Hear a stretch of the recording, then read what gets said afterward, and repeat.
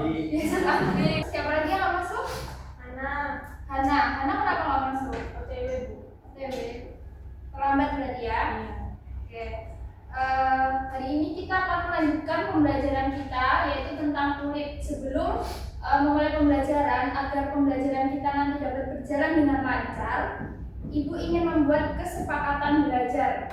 Jadi, yang pertama, kalian harus mengikuti pelajaran dengan fokus dan aktif. Kemudian, apabila ingin bertanya dan nanti ada diskusi, mohon dengan bahasa yang sopan. Setelah itu, menjaga sikap, bahasa, dan etika di kelas. Kalau ingin izin ke kamar mandi, izin dulu. Kalau ingin minum juga dipersilahkan. Oke. Lanjutkan, selanjutnya kalian tidak boleh menggunakan HP kecuali nanti untuk pembelajaran. Nanti ada waktunya, Ibu persilahkan kalian untuk membuka HP. Paham sampai sini? Sepakat ya otak belajarnya? Sepakat. Oke. Lanjut ke tujuan pembelajaran. Jadi hari ini kita akan membahas tentang kulit. Nah, diharapkan nanti peserta didik itu mampu untuk mendeskripsikan struktur dan fungsi pada kulit. Setelah itu mampu menganalisis mekanisme pembentukan keringat dan juga mampu menganalisis berbagai gangguan yang terjadi pada kulit serta penyebabnya. Nah, jadi nanti Ibu akan menjelaskan materi tentang kulit, mekanisme pembentukan keringat, dan juga kita akan menganalisis satu kasus penyakit pada kulit bersama-sama. Setelah itu nanti Ibu akan bagi kelompok, kemudian kalian akan menganalisis permasalahan penyakit pada kulit. Paham sampai di sini? Oke, kita lanjutkan. Kita mengingat tadi kemarin kita sudah membahas tentang sistem ekskresi. Salah satunya ada kulit. Kulit itu apa? Organ terbesar di tubuh manusia. Dia terdiri dari berapa lapis? Tiga. Apa aja? Epidermis,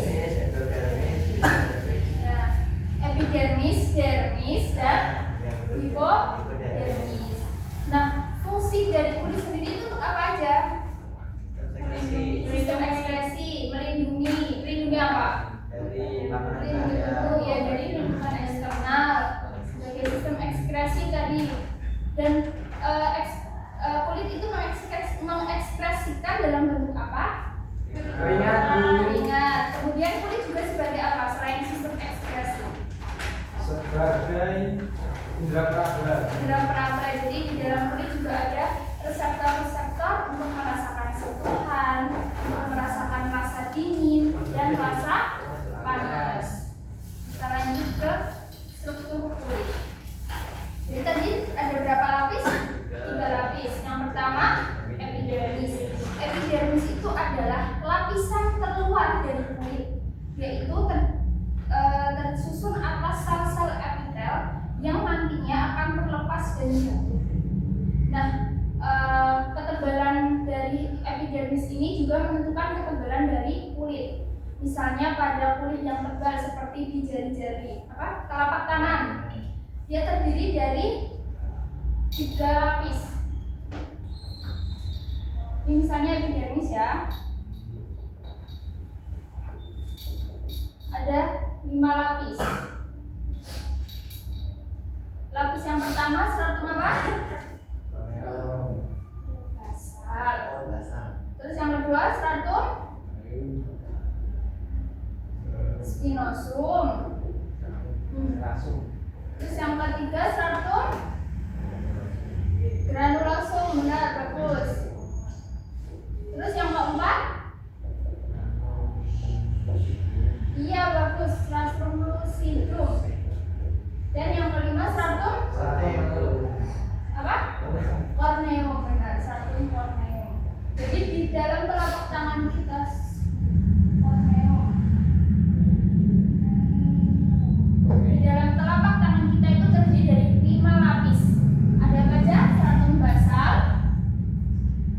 spinosum, granulosum, lucidum, dan corneum. Sedangkan pada kulit yang tipis seperti yang melapis tubuh kita itu dia tidak memiliki stratum lucidum. Nah, ada yang tahu apa itu keringat? Keringat yang dari pembakaran. Hasil dari Kita olahraga keluar keringat.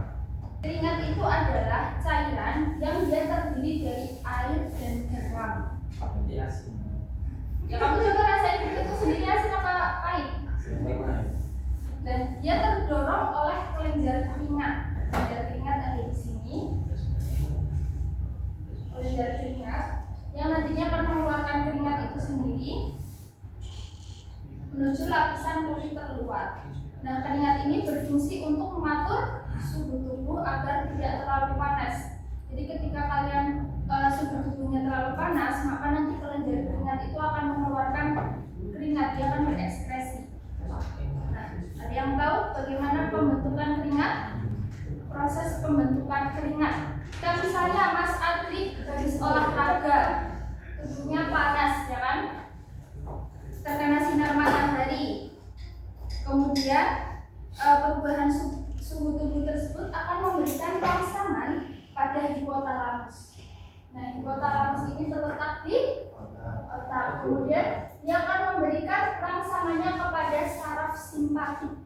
Saraf simpatik ini berada pada sumsum tulang belakang. Kemudian dari saraf simpatik ini akan meneruskan sinyal gelombangnya kepada apa yang menghasilkan keringat di kulit? Kelenjar keringat. Kelenjar keringat. Jadi saraf simpatik ini akan memberikan sinyal gelombang pada kelenjar keringat untuk memproduksi keringat sehingga suhu tubuh kalian menjadi normal. Kan panas karena mengeluarkan keringat. Sudah paham? Oke, lanjut. Ibu ingin bertanya, pernahkah kalian mengalami masalah kulit seperti gatal-gatal? Menurut kalian apa penyebabnya? Nyamuk. Selain nyamuk, suhu dingin, alergi suhu dingin, terus ulat bulu. Selain itu, kuman, debu, alergi ya. Nah, oke. Kalian tahu nggak gangguan pada kulit itu dapat mempengaruhi fungsi dan ekspresi serta perlindungan tubuh. Jadi ketika kita mengalami gatal-gatal tadi atau gangguan penyakit pada kulit, maka itu akan merusak fungsi kulit sehingga pengeluaran zat sisa atau keringat tadi berupa cairan air dan garam akan tidak optimal, yang kemudian kulit akan rentan terhadap infeksi karena fungsi perlindungan tubuhnya melemah. Nah, gangguan pada kulit hari ini kita bedakan menjadi 4. Yang pertama akibat jamur, yang kedua akibat virus, yang ketiga akibat alergi, dan yang keempat akibat bakteri. Kita coba analisis permasalahan bersama-sama ya untuk kasus yang pertama. Oke, yuk kita baca. Reza berusia 16 tahun menyadari adanya bercak putih di bagian leher dan punggungnya. Awalnya bercak tersebut hanya sedikit dan tidak menimbulkan rasa nyaman. Namun lama-kelamaan bercak tersebut menyebar dan menimbulkan rasa gatal, terutama setelah berkeringat. Reza adalah anggota tim futsal sekolah dan sering berlatih tanpa mengganti pakaian basahnya hingga berjam-jam. Setelah memeriksakan diri ke puskesmas, dokter menyatakan bahwa Reza terkena penyakit kulit yang disebabkan oleh jamur. Jadi kita bisa ambil dari sini gejalanya apa aja? Reza mengalami apa? Gatal bercak putih. Setelah itu menimbulkan rasa tidak nyaman, rasa gatal. Karena apa? Karena keringat. Ya, keringat. Karena dia setelah berolahraga keringatnya banyak, terus dia jarang ganti pakaian. Di sini ada yang suka olahraga kayak Reza? Saya. Siapa? Suka futsal. Suka futsal. Habis futsal ganti baju nggak? Ganti dong, langsung mandi. Oke, langsung mandi. Bagus. Insyaallah. Oke, bagus. Jadi menurut kalian dia terkena penyakit apa? Panu, benar. Panu disebabkan oleh apa? Jamur apa? Malassezia furfur. Jadi jamur yang menyebabkan penyakit panu adalah jamur Malassezia furfur. Jamur apa? Malas. Iya, kita menghafalkan tadi kan Reza malas ganti baju setelah berkeringat. Dan yang menyebabkan penyakit panu adalah Malassezia furfur. letupan juga dipicu oleh cuaca yang panas dan lembab, sistem kekebalan tubuh yang lemah, dan juga kulit yang berminyak. Gejalanya apa aja tadi? Muncul bercak berwarna putih, dan juga bisa berwarna merah muda, merah atau coklat, dengan garis tepi yang tegas dan kadang bersisik. Tapi biasanya diobati dengan apa? Salep, lotion. Berjemur Bu. Iya. Ya, untuk menyelidiki beberapa kasus penyakit yang lain itu akan bagi beberapa kelompok. Berhitung aja menjadi 3 kelompok dari Mas Habib. 1, 2, 3. Oke, sekarang kelompok 1, Ayo Mas. kelompok 2, kelompok 3. Iya, kelompok 1 siapa? Sini. Kelompok 1 sini. Kelompok 1, sama 3 siapa? Silakan kalian identifikasi permasalahan yang ada di LKPD tersebut. Permasalahannya apa? Sama ini.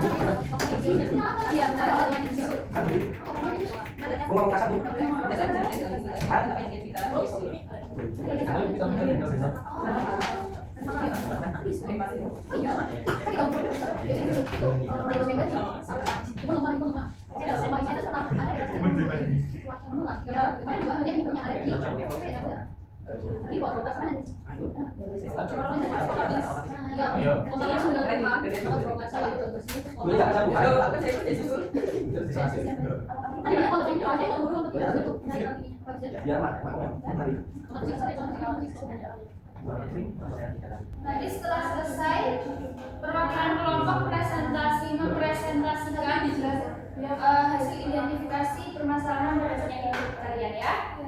Majunya semua Bu. Satu aja. Kelompok 1 sudah? Kita buka lain dulu biar yang lain baik menyimak.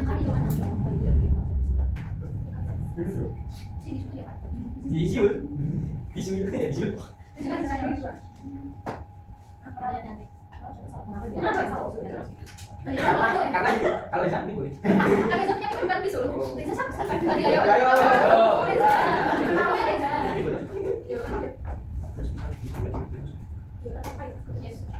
Masuk aku. Udah selesai. Kita tunggu kelompok 3 dulu ya. Kelompok lain biar menyimak. Udah. Logis kok. Udah selesai. Oke, sekarang Mas Habib bisa menghadap depan. Kita ikut menyimak. Bisa. Dari kelompok 1 dulu. Silakan aja. Perwakilan kelompok 1 dan Mas Habib.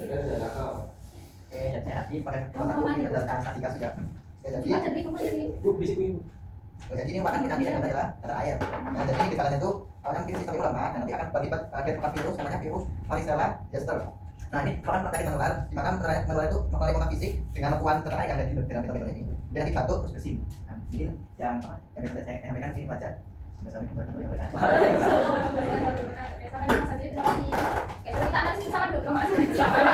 Kasusnya Sinta kelas 10 datang ke UKS karena merasa tubuhnya tidak enak. Ia mau demam ringan, sakit kepala dan lemah. Melemas. Setelah beberapa jam sekolah, mulai muncul titik merah di wajahnya. Tak lama kemudian titik itu menyebar ke dada, punggung, dan lengan. Beberapa titik terlihat berisi cairan dan terasa gatal. Lalu menyarankan agar Sinta pulang dan memeriksakan diri ke puskesmas. Keesokan harinya, orang tua mengabari bahwa ia harus istirahat total selama 7 hari agar tidak menular ke siswa lain. Jadi yang kita pakai ini tadi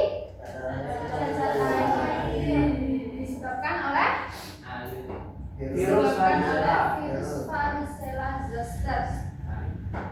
Gejala awalnya tadi yang disampaikan sudah benar, muncul ruam, bintik merah, rasa gatal, dan jika mengering akan membentuk keropeng. Biasanya keropengnya itu sulit hilang, ya.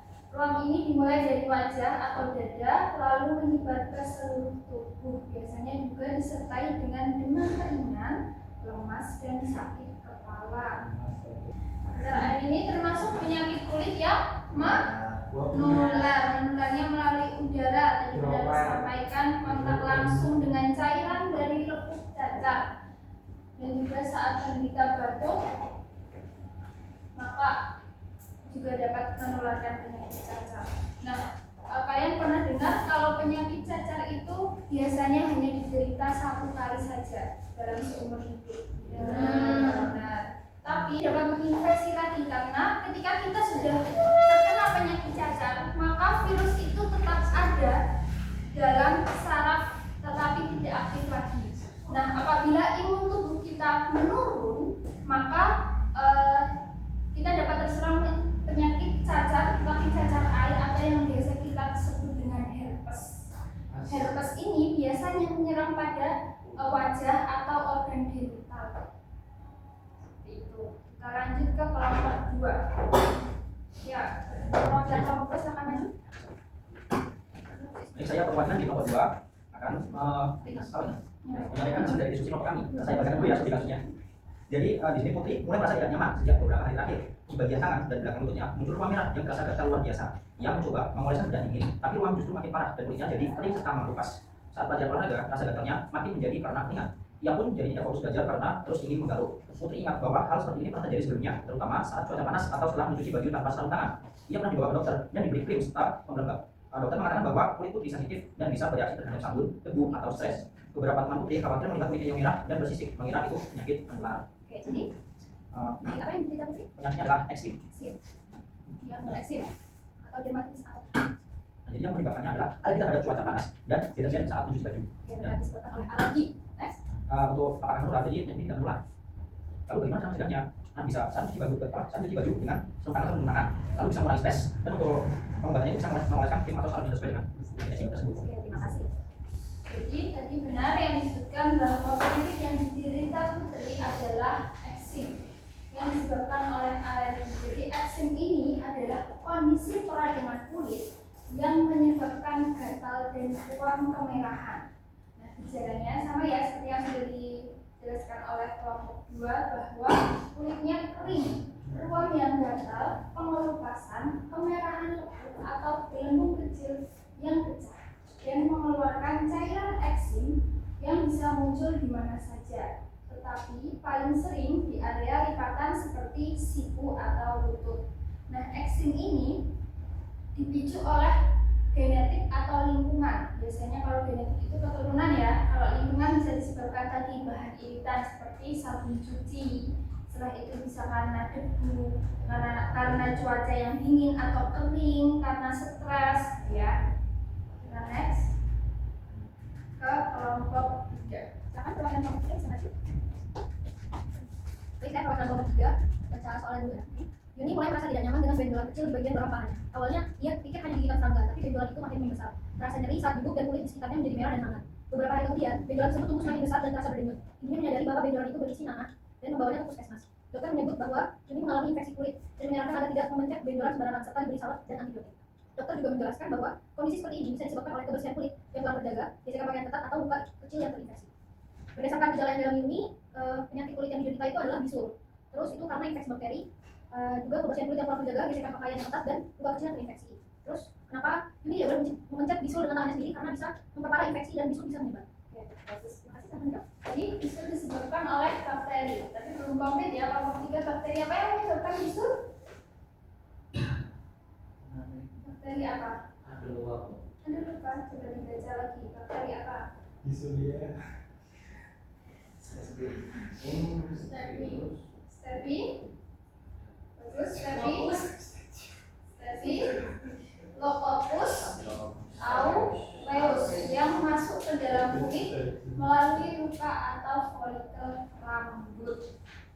Nah, gejalanya tadi terdapat benjolan merah, nyeri, berisi nanah. Jadi itu isinya nanah. Kemudian lama-lama bisa membesar dan pecah. Jadi kenapa kita tidak boleh memecahkan bisul? Karena dapat memperparah infeksi sekaligus dapat menyebarkan bakteri. Nah, bakteri dari bisul yang menyebar itu dapat memicu berbagai penyakit yang lain. Ya, sudah bagus ya. Kita tadi sudah mengidentifikasi, memecahkan masalah dari 3 kasus penyakit pada kulit. Apa saja tadi yang kelompok 1? Cacar air yang disebabkan oleh virus apa? Varicella zoster. Terus yang kedua penyakit kulit apa? Eksim disebabkan oleh alergi. Oke, bagus. Yang ketiga Susul disebabkan oleh aureus. Jadi kita dapat belajar ya tentang penyakit pada kulit. Tadi yang pertama penyakit apa yang kita identifikasi bersama-sama? Panu disebabkan oleh apa? Jamur apa? Malassezia furfur. Oke. Agar kita dapat menjaga kesehatan kulit kita itu dengan apa? Mandi teratur. Kalau habis mandi kita memakai handuk, boleh nggak gantian sama temannya? Boleh nggak gantian sama saudaranya? Nggak boleh. Jadi kita tidak boleh berbagi handuk ya, agar kebersihan diri kita tetap terjaga. Terus selain itu kita dapat meningkatkan daya tahan tubuh. Setelah itu ketika kita sudah terkena penyakit seperti bisul, cacar air, eksim, panu, itu kita tidak boleh menggaruk kulit agar tidak infeksi atau menyebabkan penyakit kulit yang lain. Dapat dipahami ya pembelajaran kita pada pagi hari ini. Tadi kita sudah belajar tentang kulit. Kulit adalah apa? Organ terbesar di dalam tubuh yang terdiri dari berapa lapis? 3, Mas Hasib. Apa aja? Dermis, epidermis, dan hipodermis. Nah, fungsi kulit tadi untuk apa saja? Melindungi tubuh dari lingkungan eksternal, dari lingkungan luar. Setelah itu, dia sebagai sistem organ ekskresi yang mengeluarkan keringat. Terus yang ketiga, kulit juga sebagai apa? Salah satu organ indera, sebagai peraba yang memiliki reseptor sentuhan panas, dingin. Setelah itu tadi penyakit pada kulit ada berapa? Akibatnya ada berapa? 4. Apa saja? Jamur, bakteri, virus, alergi. Apa saja tadi? Panu, cacar air, eksim, dan Oke. Kita cukupkan pertemuan kita pada pagi hari ini. Sudah paham ya untuk materi kulit? Oke. Jangan lupa nanti dipelajari lagi materi pada kulit, direview lagi materinya, kemudian belajar materi selanjutnya ya tentang sistem indera. Nah, cukup sekian pertemuan kita pada pagi hari ini. Kita tutup dengan mengucap hamdalah bersama-sama. Alhamdulillahirabbil alamin. Cukupkan, ini minta maaf segala kekurangan dan kesalahan. Sampai bertemu di pertemuan selanjutnya.